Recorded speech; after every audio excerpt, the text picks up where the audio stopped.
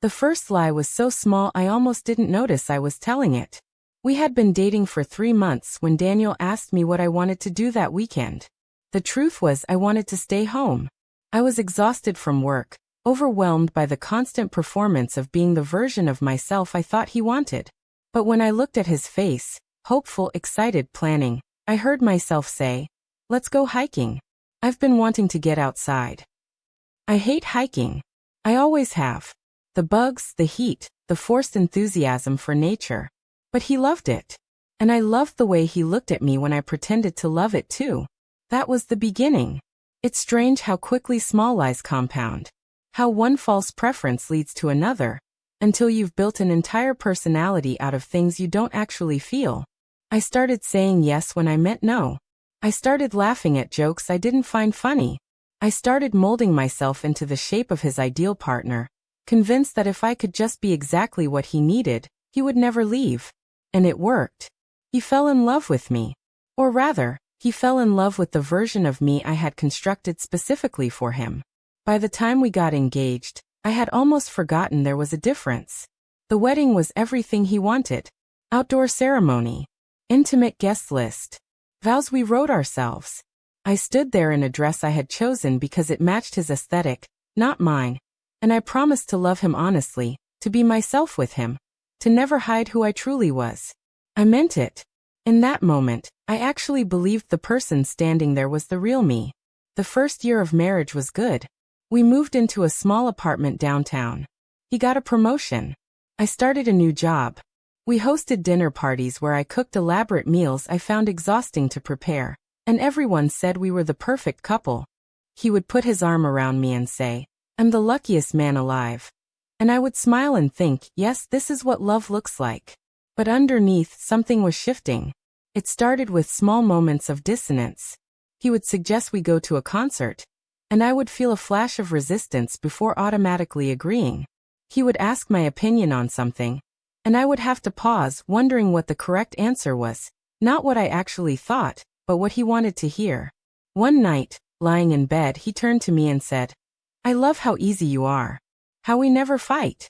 How you always just get me." And I felt something cold settle in my chest.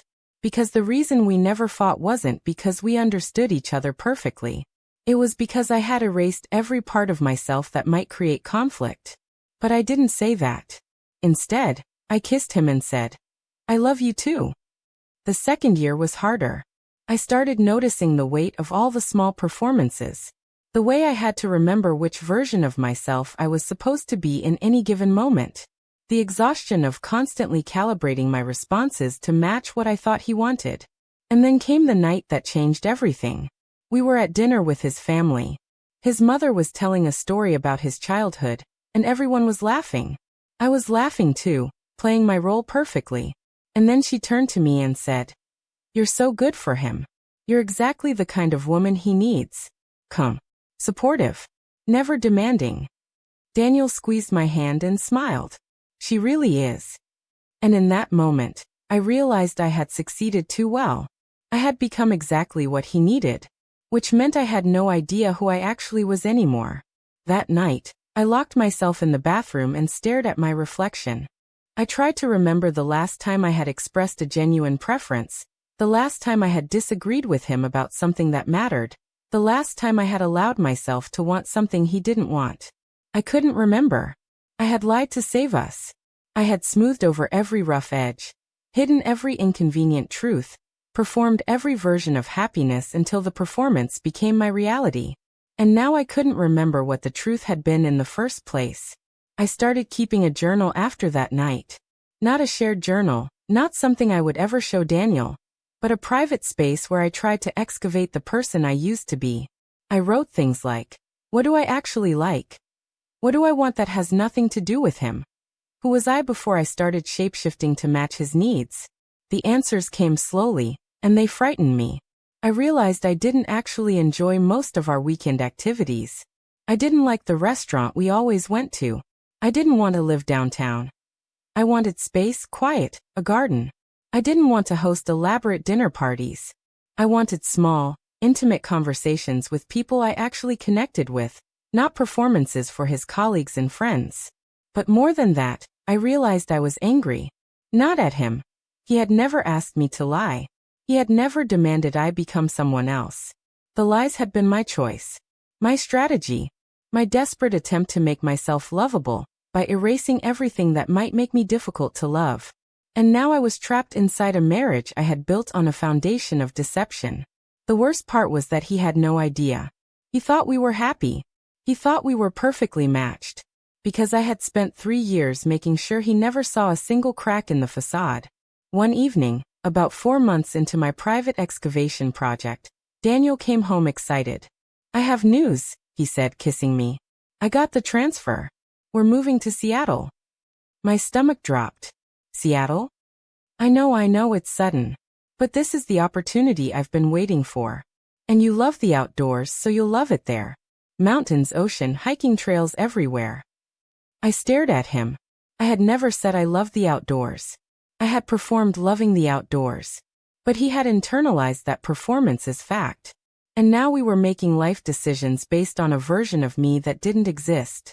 When? I managed to ask. 2 months. I know it's fast, but think about it. Fresh start, new city, adventure. It'll be amazing. He was so happy. So certain. And I realized in that moment that I had 2 choices. I could tell him the truth. I could confess that I had been lying for years, that the person he thought he married wasn't real, that I didn't want to move to Seattle because I didn't actually like hiking or mountains or any of the outdoor activities he thought defined us as a couple. Or I could keep lying.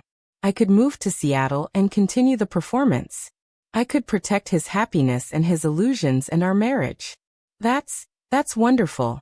I heard myself say. He hugged me tight. I knew you'd be excited. That night, I wrote in my journal. I can't do this anymore. But I don't know how to stop. The weeks leading up to the move were surreal. I went through the motions, packing, organizing, saying goodbye to the few friends I had managed to maintain despite my constant performance of being Daniel's perfect partner. Everyone told me how lucky I was, how exciting this was, how much they envied our adventurous life. And I smiled and agreed, even as I felt myself fragmenting further. 1 week before the move, I had a panic attack. We were at a going-away party his co-workers had thrown for him, and someone asked me what I was most excited about in Seattle. I opened my mouth to deliver the scripted answer. The mountains, the lifestyle, the fresh start, and suddenly I couldn't breathe. I excused myself and locked myself in the bathroom. My hands were shaking. My chest felt tight. And I realized I was mourning someone who had never really existed. The version of myself I had killed in order to become lovable. Daniel found me 20 minutes later. "Are you okay? Someone said you looked pale." "I'm fine," I said automatically. "Just tired. We can leave if you want." "No, it's your party." "I'm fine." "Really?" He studied my face and for a moment, I thought he saw through me. I thought he was about to ask the question that would unravel everything. "Are you happy?"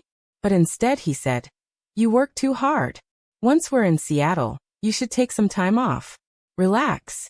Enjoy yourself." I nodded. Because even in that moment, even knowing I was suffocating under the weight of my own lies, I couldn't bring myself to tell him the truth. We moved to Seattle on a Tuesday. The apartment was beautiful, floor-to-ceiling windows overlooking the water, modern kitchen, walking distance to hiking trails. Everything Daniel had dreamed of. I stood in the empty living room, surrounded by boxes, and felt absolutely nothing. That night, Daniel opened a bottle of wine to celebrate. "To new beginnings," he said, raising his glass. I clinked my glass against his. "To new beginnings." And I wondered if it was possible to have a new beginning when you had no idea who you actually were. Seattle was supposed to be a fresh start. Instead, it became the place where everything I had been avoiding finally caught up with me. Daniel thrived. His new job was demanding but fulfilling. He made friends easily, colleagues who invited us to weekend hikes, brewery tours, kayaking trips. He was happier than I had ever seen him. And I was drowning. Every social event required me to perform the outdoorsy, adventurous version of myself I had created. Every weekend hike felt like a referendum on whether I could maintain the lie. I started developing migraines. Convenient, explainable reasons to stay home while Daniel went out with his new friends. "You should see a doctor," he said one Sunday morning, concerned. "These headaches are getting worse." "I will," I promised. Another lie. The truth was the headaches were real. But they weren't medical. They were the physical manifestation of a self I couldn't sustain anymore. 3 months into our Seattle life, I did something I hadn't done in years. I made a friend of my own. Her name was Maya. We met at a coffee shop near our apartment. She was reading a book I had loved in college. Before I met Daniel, before I started editing my preferences to match his, I commented on it, and we started talking. Maya was everything I wasn't allowed to be. Opinionated, messy, unapologetically herself. She complained about things. She had strong preferences. She didn't perform happiness. She just existed in whatever emotional state she was actually in. And talking to her felt like breathing for the first time in years. We started meeting weekly. I didn't tell Daniel about her at first. Not because I was hiding anything inappropriate, but because Maya represented a part of myself I had buried. With her, I didn't have to pretend. I could admit I hated hiking. I could say I was tired. I could be complicated. One afternoon, about 2 months into our friendship, Maya said something that stopped me cold. "You know what I've noticed about you? You never talk about your husband. Like, I know his name is Daniel, I know he works in tech, but I don't actually know anything about your relationship. It's like you have this whole separate self you show him that's completely different from the person you are with me." I felt my throat tighten. That's not true. Isn't it? She wasn't accusing me, just observing. "You told me you hate hiking, but you go every weekend. You said you prefer small gatherings, but you host these big dinner parties. It's like you're living someone else's life." "I'm not," I said, but even as I said it, I knew she was right. She reached across the table and took my hand. "I'm not judging you. I'm just worried. Because the person you are with me, that person seems real. And I'm afraid you're disappearing everywhere else." That night, I came home to find Daniel cooking dinner. He was in a great mood, talking excitedly about a work project, about plans for the summer, about a camping trip he wanted to take in August. I stood in the doorway and watched him, and I realized Maya was right. The version of me that existed in this apartment, in this marriage, wasn't real. It was a carefully maintained performance I had been giving for so long that I had started to believe it myself. "Daniel," I said quietly. He turned, smiling. "Hey, you're home. How was your day? We need to talk." His smile faltered. "Is everything okay?" I sat down at the kitchen table. My hands were shaking. "I need to tell you something. And I don't know how to say it without hurting you." He turned off the stove and sat across from me, his face serious now.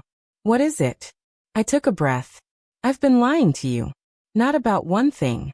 About everything. Since the beginning." He stared at me. "What are you talking about?" "I don't like hiking," I said, "and once I started I couldn't stop. I never did. I hate it. But you loved it, and I wanted you to love me, so I pretended. And then I kept pretending. About everything. About what I wanted to eat, where I wanted to live, how I wanted to spend our weekends. I've spent 4 years trying to be exactly what you needed, and now I don't know who I actually am anymore." The silence that followed was devastating. Daniel's face went through several expressions: confusion, hurt, anger, disbelief. "You've been faking this whole time? Our entire relationship?" "Not faking," I said desperately. "I do love you. That's real. But I made myself into someone I thought you would love. And now I'm trapped inside this person I created, and I can't remember who I was before." "So who am I married to?" he asked, and his voice was shaking now. "Because apparently it's not you. It's some character you've been playing." "I'm sorry," he whispered. "I'm so sorry." He stood up abruptly, knocking his chair back. "I need to go." "Daniel." I can't be here right now. I need to think." He grabbed his jacket and left. I sat at the table for hours, waiting for him to come back. Waiting for him to tell me we could fix this, that we could start over, that knowing the truth would make us stronger. But when he finally returned, well after midnight, he didn't look at me. He just went straight to the bedroom and closed the door. The weeks that followed were the hardest of my life. Daniel and I existed in the same space but lived in different worlds. He was polite but distant. We had conversations about logistics, who would pick up groceries, whose turn it was to do laundry, but we didn't talk about what mattered. He didn't ask me who I really was.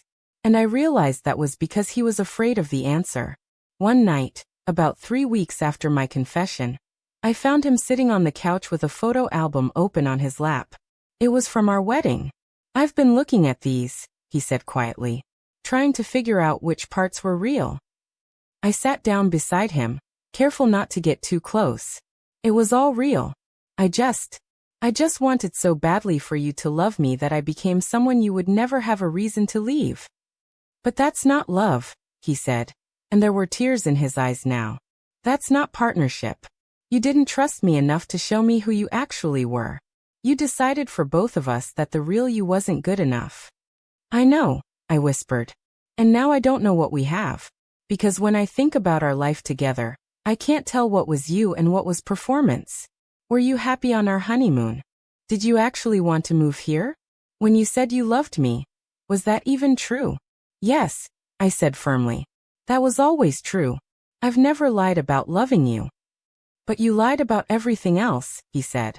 "And I can't build a life with someone who's constantly editing themselves to be palatable to me. That's not a relationship. I don't even know what that is." We sat in silence for a long time. Then he closed the album and said, "I think we need to separate for a while. Not divorce, not yet. But I need space. And I think you need space too. To figure out who you are when you're not performing for me." I wanted to argue. I wanted to beg him to stay, to promise I would be different, to swear I would never lie again. But I realized he was right. I had no idea who I was. And until I figured that out, I couldn't be a real partner to anyone. "Okay," I said. He moved into a temporary furnished apartment across town. I stayed in our place, surrounded by all the evidence of the life we had built together. A life based on my carefully constructed fiction. For the first few weeks, I felt untethered. I didn't know what to do with myself when I wasn't performing for someone else. I didn't know what I wanted to eat for dinner. I didn't know how to spend my weekends. I had spent so long calibrating myself to Daniel's preferences that I had no internal compass of my own. But slowly, carefully, I started to excavate myself. I went to places alone and paid attention to how I felt. I tried new things and noticed what brought me genuine joy versus what I thought I was supposed to enjoy. I started saying no to invitations without manufacturing excuses. I let myself be difficult, opinionated, selfish. And I discovered that underneath all the performance, there was actually someone there. Someone I had abandoned years ago in my desperate attempt to be loved. Maya was with me through all of it. She never judged, never said, "I told you so." Just held space for me to fall apart and rebuild. "Who are you?" she asked me one day, about 2 months into my separation from Daniel. And for the first time in years, I had an answer that wasn't borrowed from someone else's vision of who I should be. 6 months after we separated, Daniel and I met for coffee. It was awkward at first. We hadn't seen each other in weeks. But as we talked, I realized something had changed. I wasn't trying to read his expressions, wasn't calibrating my responses to match his emotional state. I was just present. "You seem different," he said. "I am different. Or maybe I'm just finally myself." He nodded slowly. "Can I ask you something? Do you think we can come back from this? Do you think there's a version of us that's real?" I thought about it carefully. "I don't know. I think we'd have to start over. Not as the people we were, but as who we actually are. And I don't know if those people are compatible." "Neither do I," he admitted. "But I'd like to find out. If you're willing to try." I looked at him, really looked at him. And I saw not the man I had tried to mold myself for, but just a person. Flawed, uncertain, imperfect. Real. "I'm willing to try," I said. "But I need you to know something. I'm going to disappoint you. I'm going to disagree with you. I'm going to have needs and preferences that conflict with yours.